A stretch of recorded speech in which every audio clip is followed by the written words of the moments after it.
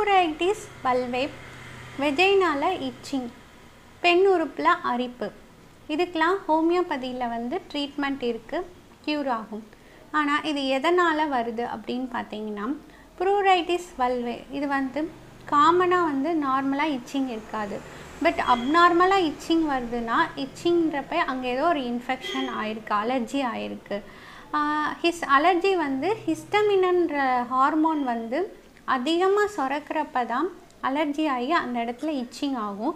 அது எங்கேனாலும் சரி, ஓவரால் பாடியில் எங்கேனாலும் ஹிஸ்டமினம் அதிகமாச்சுன்னா அவங்களுக்கு இச்சிங் எடுக்கும், அலர்ஜி ஆகிட்டு. ஸோ அப்போ அப்நார்மலாக சேஞ்ச் ஆகிருக்கு, ஹிஸ்டமினம் ஜாஸ்தி ஆகிருக்கு. இது எதனால் வரும் அப்படின்னு பார்த்தீங்கன்னா, ஃபஸ்ட்டு வந்து இன்ஃபெக்ஷன் கண்டிஷன். இன்ஃபெக்ஷன்றது பாக்டீரியா, வைரஸ், ஃபங்கஸ் இந்த மாதிரி வரலாம். இங்கே வரக்கூடிய காமனாக பார்த்தீங்கன்னா staphylococcus, streptococcus, herpes, trichomonas vaginalis, candida albicans இந்த மாதிரி பாக்டீரியா, வைரஸ், ஃபங்கஸ் இன்ஃபெக்ஷனால் வரலாம்.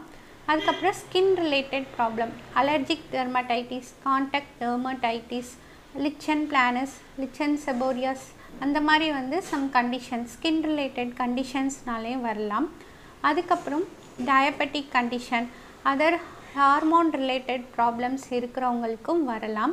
அதுக்கப்புறம் மைண்டு ஸ்ட்ரெஸ் இருக்கிறவங்களுக்கு வரலாம். விட்டமின் B12 டெஃபிஷியன்சி இருக்கிறவங்களுக்கு வரலாம். அப்புறம் கான்ட்ராசெப்டிவ் இல்லை வெளியே வந்து அந்த எக்ஸ்டர்னலாக யூஸ் பண்ணுறாங்களே டேம்போன்ஸ் அந்த மாதிரி யூஸ் பண்ணுறவங்களுக்கு வந்துட்டு இன்ஃபெக்ஷன்னால், இரிட்டேஷன்னாலே வரலாம். சம் கெமிக்கல் ட்ரக்ஸ்னால் வரலாம். இல்லை ஹார்ம்ஃபுல் கெமிக்கல்ஸ் உள்ள சோப்பு, அந்த பாடி வாஷ் ஏதோ ஒன்று யூஸ் பண்ணதுனாலே வரலாம். இந்த காரணங்களால் வந்து ப்ரூரைட்டிஸ் வல்வே இச்சிங் வந்து வல்வால் வரலாம், பெண் உறுப்பில் அரிப்பு வரலாம். இதுதான் காரணங்கள். ஸோ இதை வந்து தவிர்க்கிறதுக்கு என்ன பண்ணணும் அப்படின்னு பார்த்தீங்கன்னா, ஹைஜீனிக்கும் மெயின்டைன் பண்ணணும், நீட்டாக இருக்கணும். ஸோ அந்த இதை மெயின்டைன் பண்ணிக்கலாம். இந்த பாக்டீரியல் இன்ஃபெக்ஷன் இந்த மாதிரி இன்ஃபெக்ஷனை வந்து குறைக்கிறதுக்கு, ஹிஸ்டமினம் லெவலையும் குறைக்கிறதுக்கு வந்து ஹிஸ்டமினம் கம்மியாக உள்ள ஃபுட் ஐட்டம்ஸை எடுத்துக்கணும். ஸோ அப்போ நிறையா ஹிஸ்டமினம் உள்ள ஃபுட் ஐட்டம்ஸ் எடுத்துக்கிட்டோம்னா அலர்ஜி வருமானு கேட்டிங்கன்னா, ஆமாம், சம் மெம்பர்ஸ்க்கு வந்துட்டு ஹிஸ்டமினம் இன்டாலரன்ஸ் இருக்கும். ஸோ அந்த மாதிரி ஃபுட்டு எடுத்துக்கிட்டாலும் ப்ரூரைட்டிஸ் வல்வே இச்சிங் வந்து வரலாம். இது வந்து என்ன ஃபுட்டுன்னு பார்த்தீங்கன்னா, chocolate, cheese, carbonated drinks, bakery items இதெல்லாம் எடுத்துக்கிட்டால் ஹிஸ்டமினம் இன்டாலரன்ஸ், ஹிஸ்டமினம் சேராதவங்களுக்கு அரிப்பு வர்றதுக்கு வாய்ப்பு இருக்குது. அது வெஜைனாலேன்னு கிடையாது, ஓவரால் ஸ்கின்னில் கூட வரலாம். அதே மாதிரி இதை கம்மி பண்ணுறதுக்கு, இந்த அலர்ஜி இருக்கும் போது ஹிஸ்டமினம் ஹார்மோனை கம்மி பண்ணுறதுக்கு அந்த ஃபுட்டையும் தவிர்த்துக்கிறது நல்லது. நான்வெஜ்ஜு, பேக்கெட்டில் விற்கிற items, bakery item, carbonated drinks, chocolate, cheese, burger அந்த மாதிரி சில ஐட்டம்ஸை வந்து அந்த டைம் தவிர்த்துக்கிறது நல்லது. செக்ஷுவலி டிரான்ஸ்மிட்டட் இன்ஃபெக்ஷன்லேயும் வரலாம். ஆஃப்டர் செக்ஸ்க்கு அப்புறம் அந்த இன்ஃபெக்ஷன் ட்ரான்ஸ்ஃபர் ஆகிறனாலையும் அதுக்கப்புறம் இச்சிங் வரலாம். ஸோ இந்த காரணங்களால் வந்துட்டு வரும். யூரினரி ட்ராக்ட் இன்ஃபெக்ஷன் இருக்கவங்களுக்கும் ஒருத்தவங்களுக்கு இருந்தாலும் ஆஃப்டர் காய்டஸ்க்கு அப்புறம் இன்னொருத்தவங்களுக்கும் ட்ரான்ஸ்ஃபர் ஆகும். ஸோ அதனாலேயும் வரலாம். ஸோ இந்த காரணங்கள் தான். ஈஸ்ட் இன்ஃபெக்ஷன் இதெல்லாம் இந்த காரணங்கள்னால வரும். இன்னொரு காரணம் பார்த்திங்கன்னா, நார்மலாக பிறந்து ஒரு 2 to 3 days வந்து டோல்ரன்ஸ் பேசிலை வந்து இருக்கும், ஒரு 10 நாளுக்குள்ளே போயிடும். திருப்பி வந்து பியூபர்ட்டி அட்டன் பண்ணும்போது, வயதுக்கு வரும்போது டோல்ரன்ஸ் பேசிலைன்றது வந்துட்டு வரும். இது வந்து நம்ம இன்டெஸ்டைன், குடல்ல இருந்து தான் அந்த வெஜைனாக்கு அந்த பாக்டீரியா வரும், அந்த ஏரியாவில் வந்து ஜெனிட்டலியாவில் வந்துட்டு.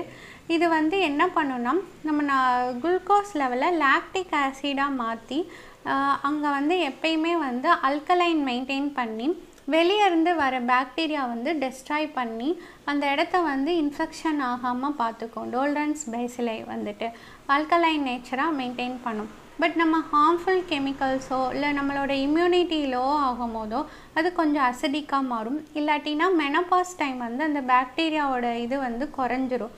ஸோ அந்த டைம் பார்த்திங்கன்னா பாக்டீரியா வெளியேருந்து வர பாக்டீரியல் இன்ஃபெக்ஷன் ஜாஸ்தி ஆகும். ஸோ அந்த மாதிரி கண்டிஷன்லேயும் வந்துட்டு மெனோபாஸ் அந்த டைம் கண்டிஷன்லேயும் வந்துட்டு இந்த ப்ரூரைட்டிஸ் வல்வே, வெஜைனல் இச்சிங் வந்து வரும். ஸோ இதெல்லாம் தான் காரணங்கள். இதுக்கு வந்துட்டு ட்ரீட்மெண்ட் பார்த்திங்கன்னா ஹோமியோபதியில் லாட் ஆஃப் ஸ்கோப் இருக்குது. ஹோமியோபதியில் க்யூர் ஆகும். ஹோம் ரெமெடிஸ்ன்னு பார்த்திங்கன்னா இன்ஃபெக்ஷனை பொறுத்த வரைக்கும் நீங்கள் கண்டிப்பாக வந்து மெடிசன்ஸ் எடுத்துக்கிட்டே ஆகணும். இல்லாட்டி திருப்பி வரதுக்கு வாய்ப்பு இருக்குது. பட் நீங்கள் வந்து மஞ்சள் யூஸ் பண்ணிக்கலாம், கோகோனட் ஆயில் யூஸ் பண்ணிக்கலாம். ஹைஜீனிக் மெயின்டைன் பண்ணுறது வந்து நல்லது. இம்யூனிட்டியை ரைஸ் பண்ணுற மாதிரி உள்ள ஃபுட் ஐட்டம்ஸ் எடுத்துக்கலாம். அதுக்கப்புறம் ஹிஸ்டமினம், ஆன்டி ஹிஸ்டமினம் சொல்கிற ஃபுட் ஐட்டம்ஸ் எடுத்துக்கலாம். ஹிஸ்டமினம் அதிகமாக உள்ள ரிச் ஃபுட்ஸை வந்து தவிர்த்துக்கலாம். ஸோ இதெல்லாம் ஃபாலோ பண்ணிக்கலாம்.